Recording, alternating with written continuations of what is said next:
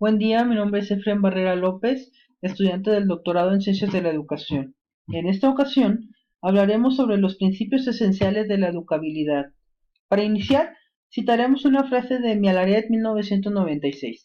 Si queremos vivir y avanzar por la carretera del progreso, estamos condenados a la democracia intelectual, entendiendo así por democracia intelectual el desarrollar o crear en cada individuo el máximo de posibilidades compatibles con su capacidad psicobiológica. Hablar de educación en este momento implica abordar una serie de cuestiones fundamentales, las cuales son la posibilidad, la necesidad, las condiciones y los límites que presenta el proceso educativo. Para hablar de educación y aplicarla se necesita la acción de dos elementos fundamentales. Uno con capacidad de influenciar, que en nuestro caso es un maestro, y el otro capaz de ser influenciado, que es el alumno. Sin embargo, Fernández Ramona nos dice que toda fundamentación de posibilidad educativa reside simplemente en una concepción del hombre como ser no enteramente determinado ni por la herencia ni por el ambiente, sino que esto implica que acepte su libertad y por lo tanto sea susceptible a transformarse. Esta posibilidad de transformación es lo que verdaderamente en filosofía de la educación se conoce como educabilidad. Ahora, para hablar del concepto específico de educabilidad, hablaremos de Herbart, quien prácticamente fue uno de los principales autores, donde en su concepto nos menciona tres aspectos fundamentales, lo cual es la plasticidad, la evolución animal y sobre todo la relación exclusiva hacia el hombre, o como lo llamaban, categoría humana. La educabilidad es un modo esencial del hombre que le hace ser capaz de perfeccionarse y consecuentemente llegar a ser lo que es. En la educabilidad radica la posibilidad que tiene el hombre de formarse. Sin embargo, Zubiri dice que el hombre al existir se encuentra con todas las tareas fundamentales de hacerse, porque al nacer es un animal defectivo. A diferencia de otros animales menos diferenciados, cuenta el hombre con una dotación de reflejos más escasa, que no le garantiza por sí solos la supervivencia física tras el nacimiento. Sin embargo, García Carrasco nos menciona que el hombre nace a la vida extramaternal en el momento de su mayor plasticidad y se proyecta al mundo en un encuentro fundamentalmente afectivo. Esto nos quiere decir que tiene todo desde el nacimiento para ser educado, ya que viene preparado para ser influenciado, donde prácticamente entra la educatividad y en condiciones de asimilar aquello que le estimula, plasticidad, y que a su vez de estas constantes asimilación de influjos que le hominizan, se ve conformado su personalidad y sobre todo su adaptación social. Por otra parte, tenemos otro concepto de Fermoso, quien nos dice que la educabilidad es una posibilidad y una categoría humana.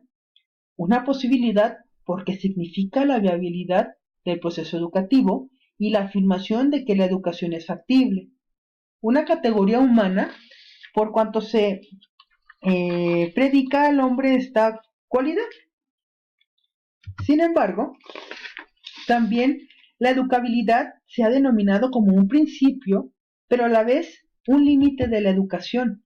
Sin embargo, la mayor limitación de la educabilidad es la corporeidad, porque ella circunscribe y fija contornos al espíritu, de que de suyo dice horizonte, proyección, apertura, anhelo, ambición y creatividad. El espíritu no es todo el hombre, y la totalidad humana está impregnada de todo lo bueno y lo perfecto y de todo lo imperfecto y defectuoso. La corporeidad, que en el hombre es materia, frena los impulsos hacia el infinito sentido del espíritu. En todo caso, si la espiritualidad es la base de la educabilidad, entonces la corporeidad es la base de sus limitaciones. Por lo tanto, se ven reflejadas varias perspectivas del análisis de estos límites de la educabilidad. De ellas se reflejan tres. Una que es la herencia, ¿sí?, puesta como, por ejemplo, como pesimismo pedagógico por los autores, el ambiente, optimismo pedagógico, y herencia y ambiente como optimismo moderado. El pesimismo pedagógico se muestra como, por ejemplo, Lambroso, quien nos dice que en la constitución congénita del individuo se halla escrita toda su convolución personal, de tal modo que cabe hablar de delincuentes natos o de individuos normales o héroes natos. ¿Sí? Sin embargo, hay otros autores literarios y antropológicos, como son Isben y Sola, quienes presentan sus obras unos personajes movidos por la fuerza del destino biológico. Por otra parte, tenemos el optimismo pedagógico, que parte de Quintana Cabañas, quien nos dice que en la formación de la personalidad fundamentalmente intervienen factores o causas ambientales que obran de un modo decisivo. Sin embargo, la educación es el instrumento moldeador, con lo que no solo se le confiere una enorme importancia, sino que además se le atribuye un poder absoluto. Owen, en el siglo XIX, nos dice que un hombre concreto no tiene mérito ni culpa de sus actos, y que a un niño se le puede imprimir el temperamento que se le quiera, para lo cual basta con manejar unos u otros resortes. Otros autores sociológicos, en este caso de las dos vertientes, como Durkheim y Nathop, afirmaron que si bien la naturaleza nos hace individuos, solo la sociedad nos hace personas. En la vertiente psicológica, Gabriel Tarde, fundador de la psicología social, nos dice que la personalidad humana es plástica y que además se ve configurado progresivamente según las experiencias a las que se ven sujetas. Por la tercera parte, como el optimismo moderado, la postura del optimismo moderado se mantiene sorda al genetismo y al ambientalismo. La interpretación entre el código genético y el ambiente es la más legítima explicación del desarrollo humano.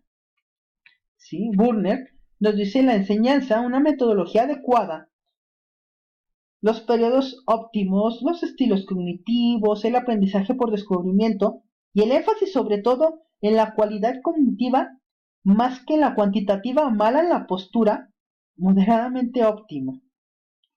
¿Sí? Finalmente, pues las limitaciones de la educabilidad radican en la naturaleza humana del hombre, también llamada corporeidad, en la naturaleza de la intervención educativa, quien prácticamente están limitaciones concretamente relacionadas por el educando, el educador y sobre todo las limitaciones en las situaciones socioculturales.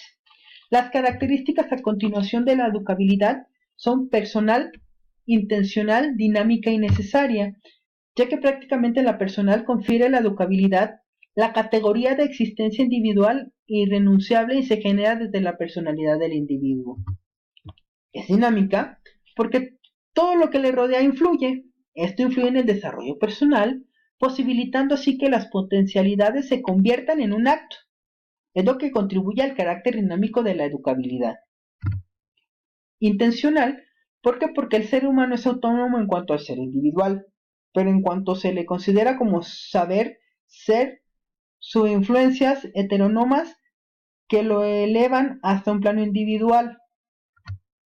Necesarias, ya que nos dice Fermoso que la educabilidad es necesaria porque sin ella el hombre se vería privado de posibilidades de autorrealización, de personalización y sobre todo de socialización.